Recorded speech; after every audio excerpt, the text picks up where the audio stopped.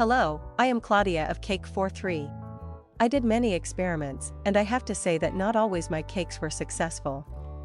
I realized that I could have shared what I did wrong each time and help others.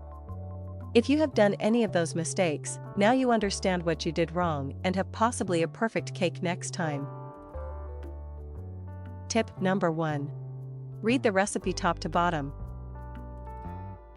Make sure you have read and understand the recipe.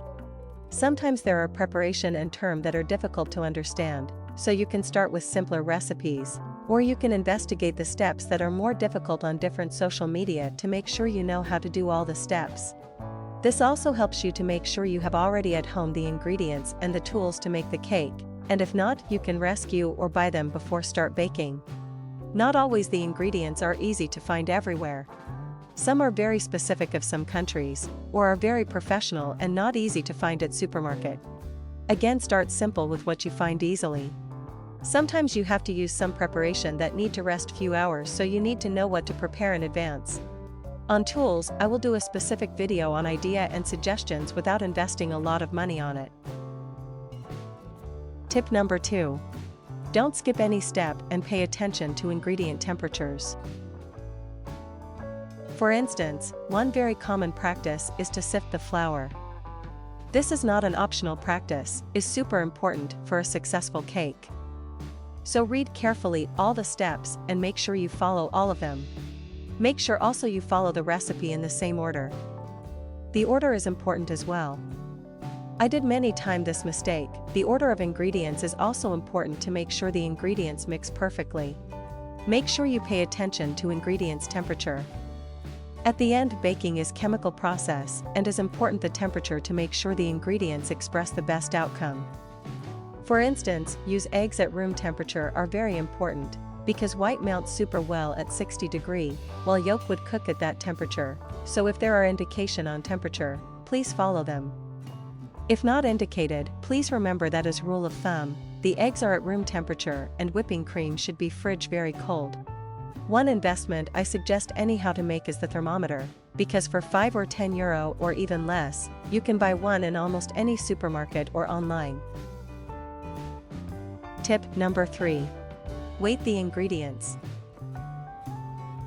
First, you can use US or European weigh or the American cups, but I prefer grams, also because not always cup and spoon measures are easy to manage, for instance if you press too much the flour. Pay attention to eggs. By default, if not specified, usually the eggs are medium size. Be aware that small, medium and large eggs are classified in a ranges of weights, so eggs' weight are usually approximated. For meringue or other delicate preparation, you can find recipe that gives you exact weights in grams for white of the eggs. Tip extra, please weigh and prepare all the ingredients before starting. Tip number 4. Don't forget or avoid any ingredient and don't substitute randomly ingredients. The best way to make sure you don't forget any ingredients is to follow the extra tip of the tip number 3. Prepare and put on the table all the ingredients you need to use, weighted and ready to use. In this way, you will avoid to forget any. Sometimes you have guests that have allergies, and you want to omit an ingredient. Please don't skip any ingredient because a cake is a delicate balance between ingredients, liquid, solid, air, sugar, etc. If you cannot include any specific ingredients, please find a good substitute. Most common ingredients you need to omit are lactose and gluten. You might also have friends that are vegan. For milk-based ingredients, you can substitute vegetal or lactose-free ingredients, like soya, coconuts, etc. For gluten, you can use gluten-free ready mix flour, or you can make doughs that are based on corn or potato starch. What I do, as rule of thumb, I use to substitute 50% of flour with rice flour, and the remaining 50% with 25% cornstarch and 25% with potato starch. Sometimes of the 50% of rice flour, I substitute 10% with gluten rice flour, which doesn't contain gluten and is the one you can use for mochi recipes. Anyhow, try before committing for a cake for dinner with friends. Tip extra, please buy your booklet for your recipe in paper, or create one digital on your devices, and take notes of the recipes that are successful, and what not, the ingredients you eventually substitute and how. Tip number 5. Pay attention to ratio between doses of ingredients and pan size. I will publish a video on how reproportion ingredients in pan because it's simple elementary math but could be worth to explain. Most of the recipe I initially found on internet was for pan of 24 centimeters diameter, and 3 or 4 eggs that was definitively too big for my family. As workaround to learn the recipe I tried to find victims to test my cakes, for instance for guests at home, friends, colleagues. Please watch for ingredients reproportions video if you will believe this might be an interesting topic for you. So initially, follow the same size of the original recipe. If your pan is 23 instead of 24 centimeters is fine, but please be aware that you can also use 2 smaller pans instead, but in this case the cooking time could vary. So my suggestion is to stick initially to original ingredients and size pan to then explore, and as said take notes of what you varied and how the cake results. Tip number 6. Preheat the oven to be ready to put the cake in it as soon the dough is ready. One of the common mistake I did is to start preparing the dough and realized when was ready to put in the oven that I forgot to preheat the oven. Usually also in the oven I store the pans that I don't use, so prepare the oven is not a simple switch on time, and also it take between 10 and 15 minutes to arrive at the right temperature. In addition, as the baking powder usually start working it soon come in contact with liquid, you will ruin your dough if you don't put inside the oven as soon as is ready. But don't put inside the oven if the oven is still cold, you will ruin even more. So between the two way to ruin your cake in case you have forgotten to switch the oven on I would bet and wait the dough outside the oven until you have a closer temperature and then put the cake in the oven. Extra tip, always preheat the oven at right temperature before start doing anything of your preparations. Tip number 7. Check carefully the oven temperatures, fan or not fan, and cooking times. Please pay attention of fan or not fan cooking mode. Usually is indicated in the recipe, both the temperature and the way the oven should be set, ventilated or not. If it is not mentioned, consider that is not ventilated or not with fan on.